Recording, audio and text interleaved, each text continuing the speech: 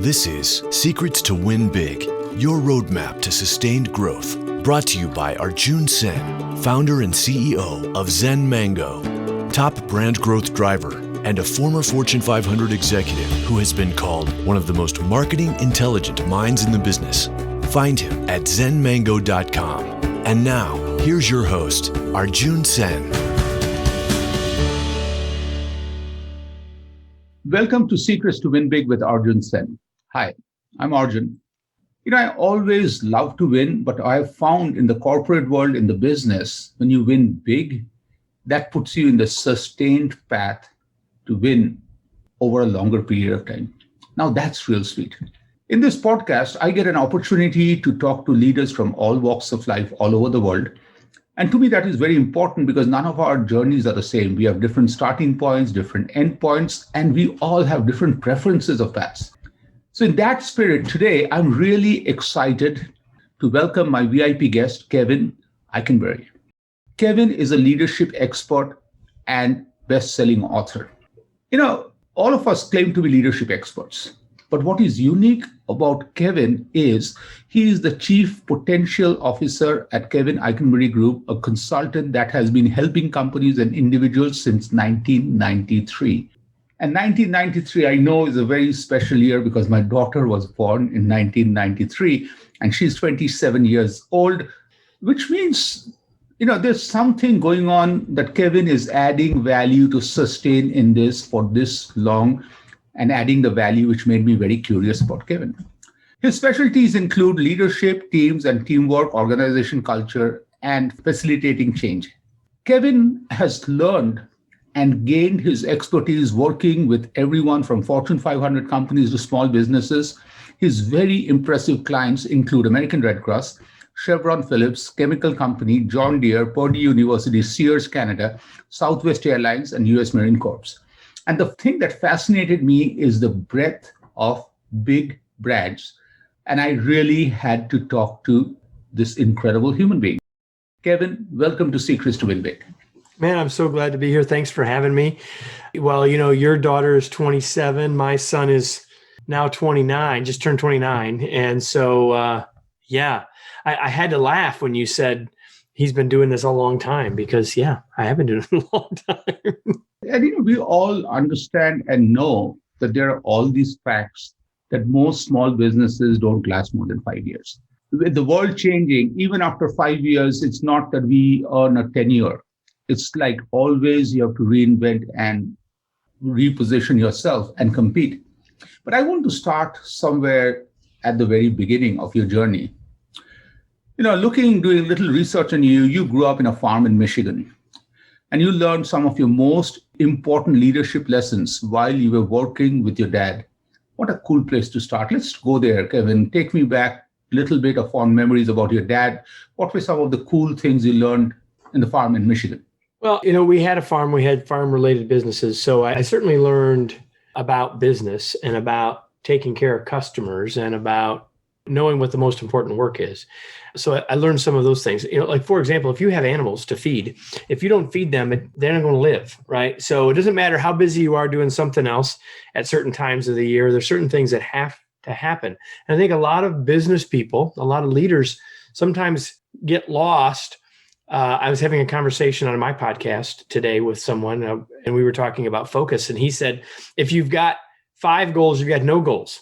And I think he's exactly right. So one of the things I learned was, what's the most important work? What's the most important work when?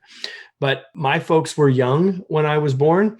So in many ways, I feel like I grew up with my mom and dad. And so to my dad's great credit, I had a lot of responsibility at a young age, and he toted me around.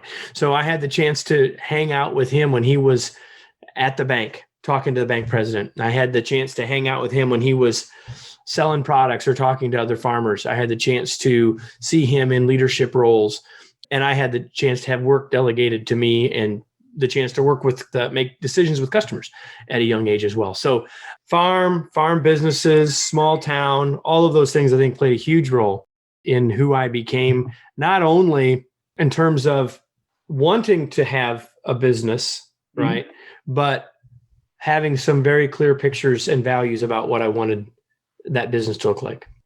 Thank you for sharing. And I love that whole part of if you're focusing on five things, you're not focusing on anything. And also, it's a question of not what you do, when. When you now look back at your dad in those early days of his professional life career, what was his one focus and what was his biggest leadership trait? Well, his focus as a farmer was doing the work he loved. And I think that one of his strengths was doing the work that he loved. So I would say that as a leader, it's helpful for us all to help our team members find the work that they love or help them find the love in the work that they're doing first. And then the second thing I would say about my dad is that he was not afraid to delegate. He was not afraid to do anything, but he was happy to give things away to people once he'd earned trust.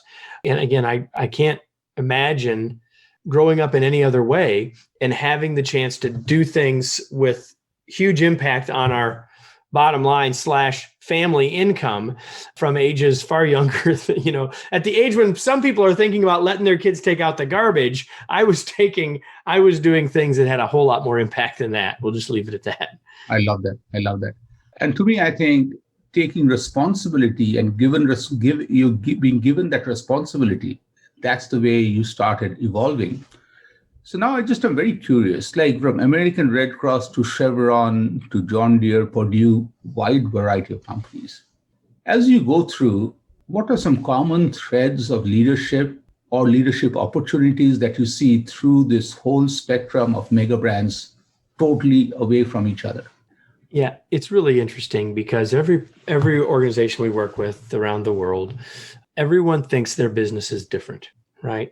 Well, and so they'll say, well, have you worked with lawyers? Well, have you worked with doctors? Well, have you worked with engineers? Well, have you worked in a refinery? Well, have you worked with retail? And everyone wants to start with the fact that their business is different. And the reality is it's about 95% the same because it's all about people. Our businesses are populated with people doing the work, building the products, selling the products. People are our customers, whether we call them customers or students or patients. At the end of the day, we're dealing with human beings and human systems.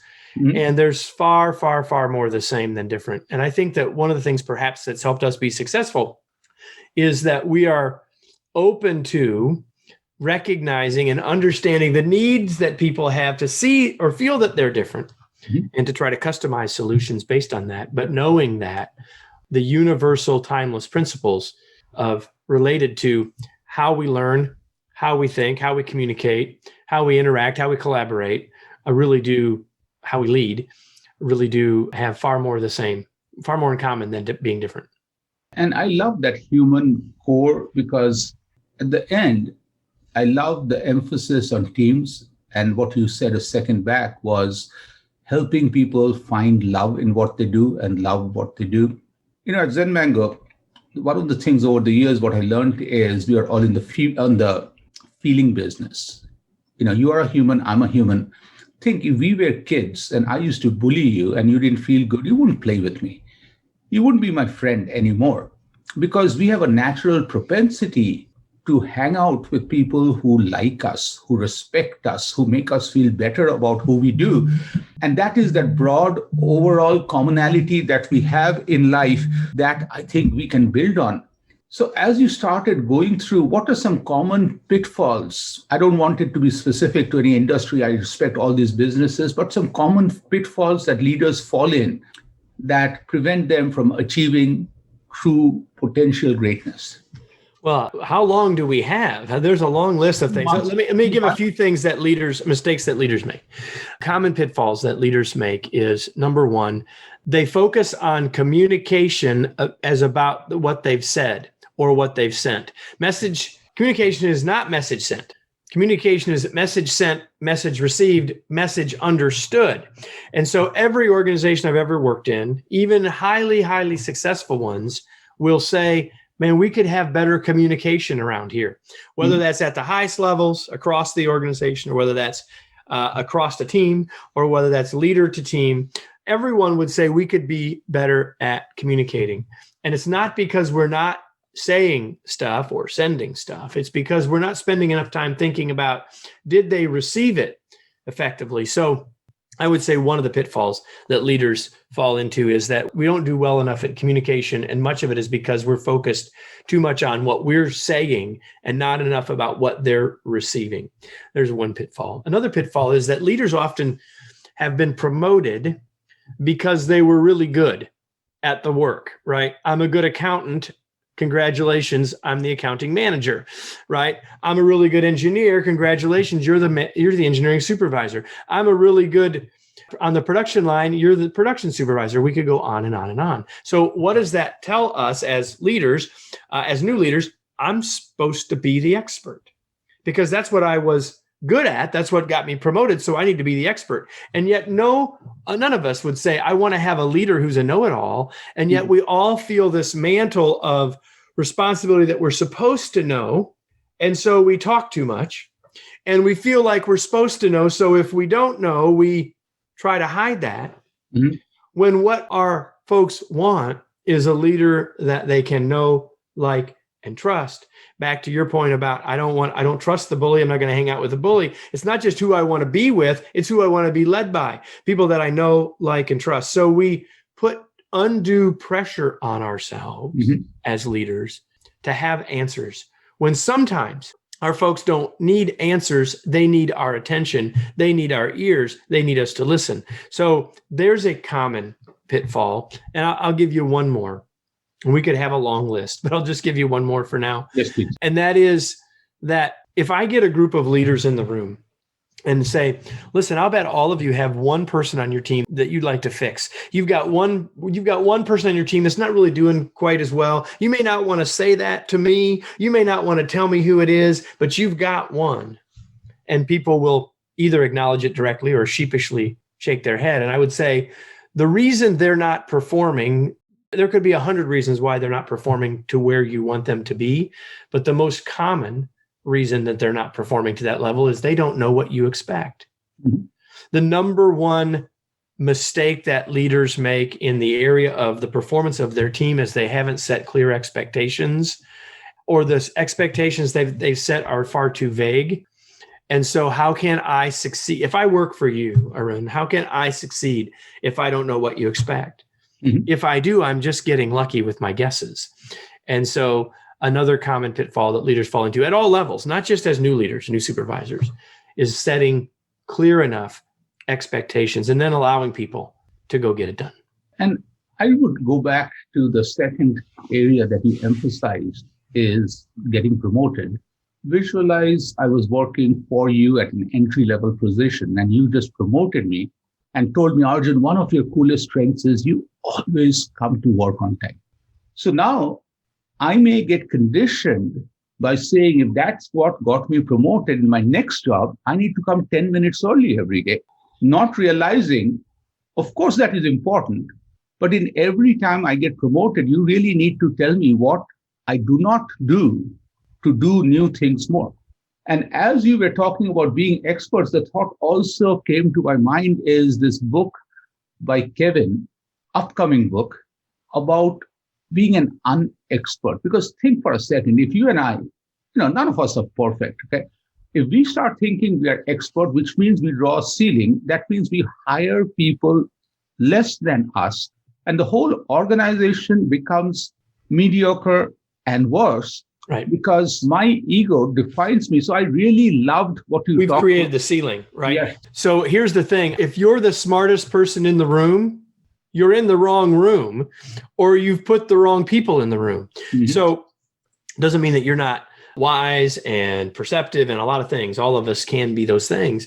But the reality is if our, and you use the right word, if our ego is keeping us from hiring smart, talented people that can do stuff that we can't do, or have strengths that we don't have experiences that would add great value to our team or our organization, but that somehow make us feel less, we've got to get over that. Our ego as a leader can be a huge detriment to our long-term success.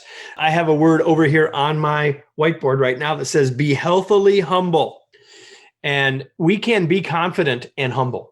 Mm-hmm. Right. But if we are overconfident, if we are cocky, right? If we are arrogant, we're missing the boat. And not only will we not put the right people on the team, but we'll repel the best people as well. So now I want to go to this concept of chief potential officer. It's really fascinating because when I started reading this, I started realizing, even though it's a cliche, it's all about how big your vision is, how big you think your potential is. If I max myself at 70 percentile, I'm not going to even hit 30 or 40. So it's maximizing potential is key. So where did this concept of chief potential officer come to you that you have put your whole consulting around that big promise? There's sort of two reasons. There's the marketing reason that says I wanted a title that no one else had. And since it's my company, I can call myself whatever I want. So there's a marketing reason. And I wanted something people would remark on. And you're the latest in a line of people that have done that. So part of it was that, straight up. I mean, if there wasn't such a job as chief learning officer, that would have been what I would have picked. But since there are already chief learning officers, I picked chief potential officer. I've never found another one. But beyond that sort of glib answer is the fact that I believe that as a leader, we are in the potential business. And I believe that in our business, where we work with leaders around the world, and that we are in the business of helping people see, realize, and unleash their potential. And so that word potential means a lot in our organization. And so it made sense to use it in my title. And mission accomplished. I got another person to ask me about it. Absolutely. I just had to ask. And that to me is the brilliance of marketing is promise made, promise kept. The first part was when I read it, it intrigued me. I had to ask. But then if you couldn't connect it to a deliverable that only Kevin can make credibly, then I would have really? Man, come on. I would have felt disappointed. So to me, I really love the way you build on promise made and keep promises. So I want to take the chief potential officer to a different level that over the last 27 years, because I can tell the number 27 because of my daughter's age very clearly, you've had a lot of success of taking brands to potentials, individuals to potentials. So can you talk about, without going into proprietary details, one of the coolest moments when a brand or an individual reaches the potential? What does it make Kevin feel to take somebody where he or she wouldn't have gone without Kevin?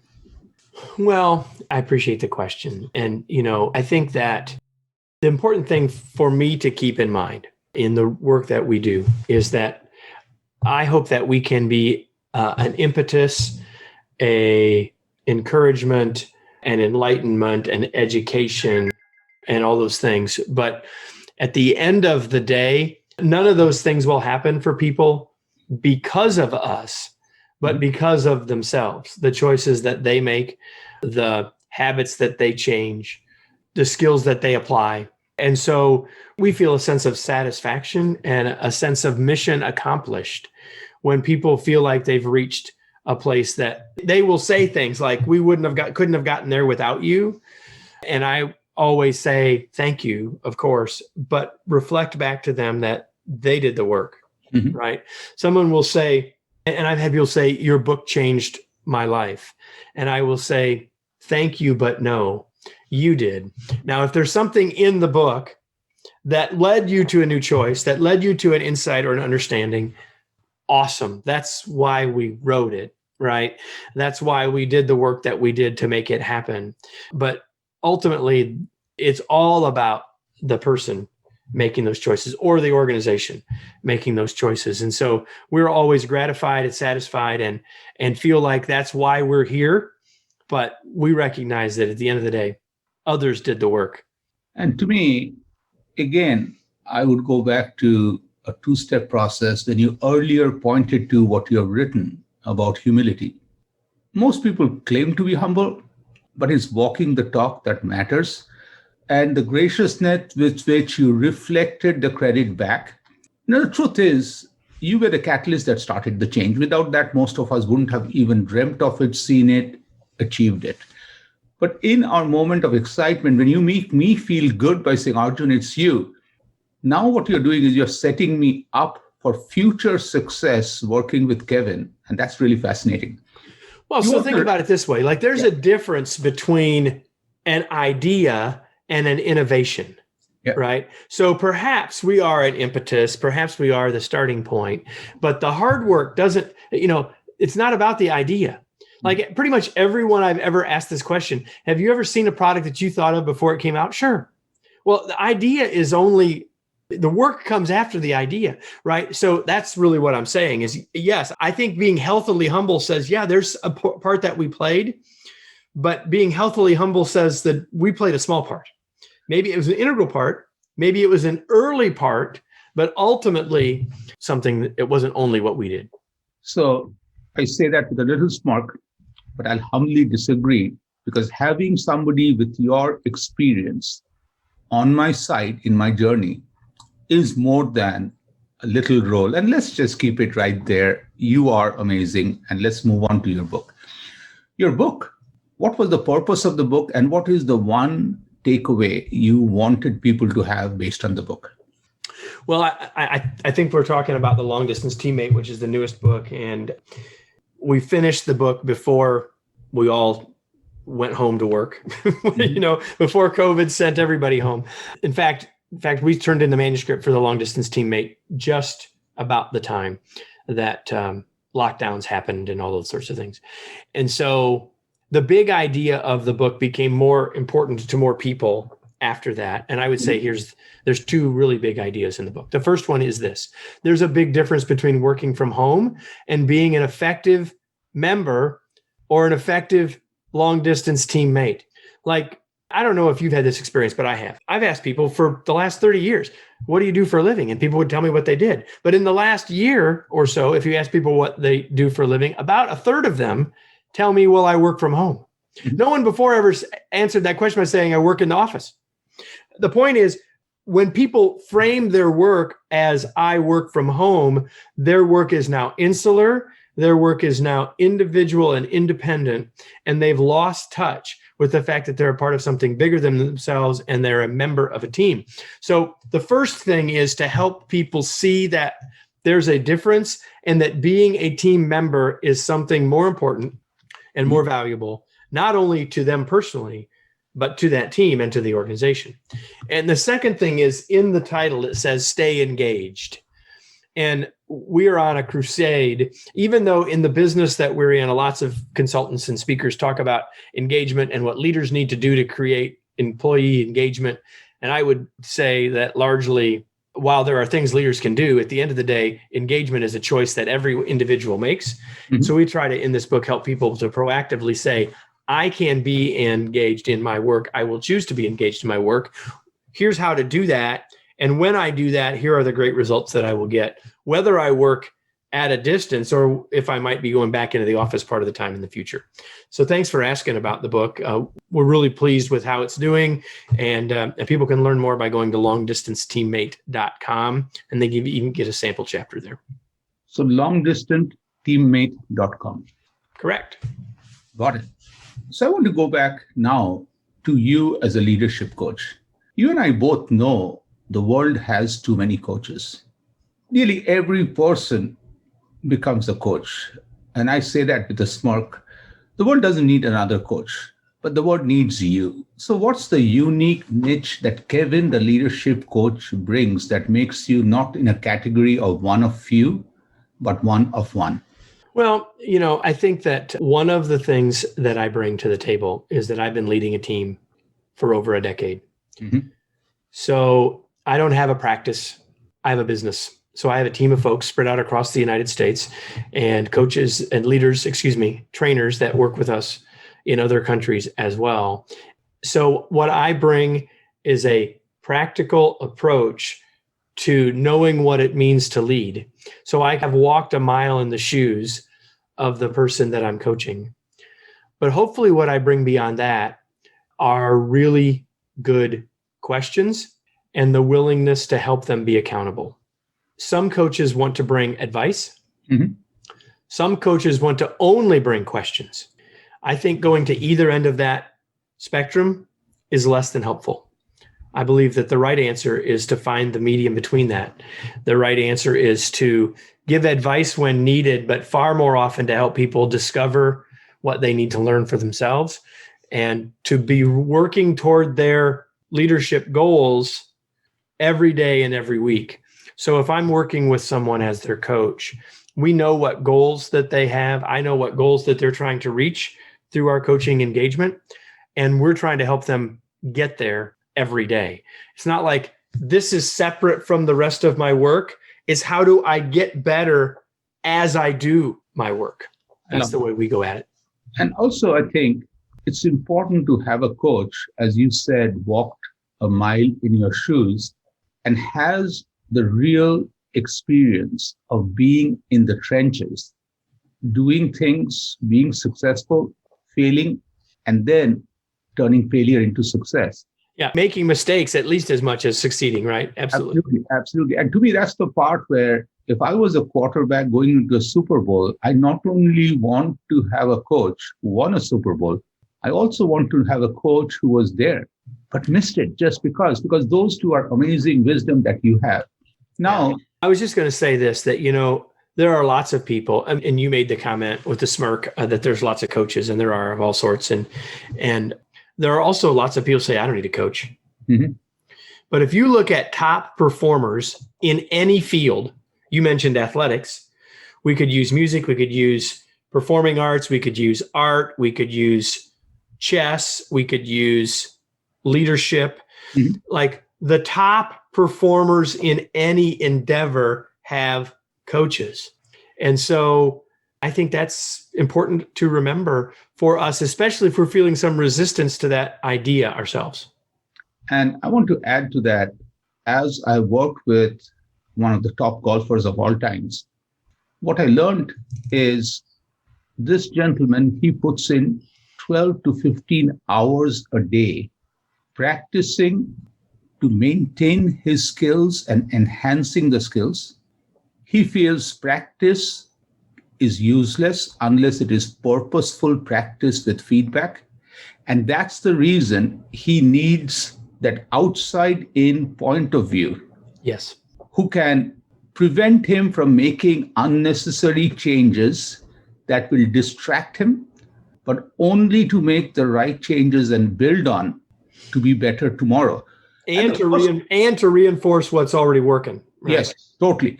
And that's the part where he felt that the bad coach or lack of a coach, he will tweak the easy things to tweak that doesn't need to be. Because one of the coolest things I learned is in business and politics, we work on problems that do not exist, which are easy to work on. And as you are talking about, I started looking at is the importance of a coach, and understanding that I need a coach to get to the next level is one of the big things for leaders. So now let's go to a lighter side. Is on your website, you talk about that life and work both should be fun. And if you're doing it right, work is a form of play. I love that. What do you mean? Like, I just want to hear from you, your words. What do you mean work is a form of play? Listen, if we're doing work that we care about, mm-hmm. if we're doing work that we're committed to, that's part of being human, mm-hmm. right? There's a time and a place for leisure. I like some time off as much as the next person. But at some point, we were put on this planet to do something valuable, to do something meaningful, to make a difference. And when that's happening, it's fun. And if it's not, we've found the wrong thing. Work is play. Work done well should be play. That doesn't, and because here's the other thing. So many people say work equals hard. I don't want everything always to be hard. Work will be hard sometimes. Life will be hard sometimes. That's okay. But it doesn't mean it is all of the time. Don't make hard a synonym for work, because it shouldn't be all the time. So with all your wisdom, if you could go back in time and meet that young Kevin who is getting ready to graduate from high school, and you get a chance to just get through one piece of advice to that kiddo, what would you tell him? It's funny that you say that, because I think it's like 41 years tomorrow or something like that was actually commencement, as it turns out. Wow. So it's really funny that you asked that question.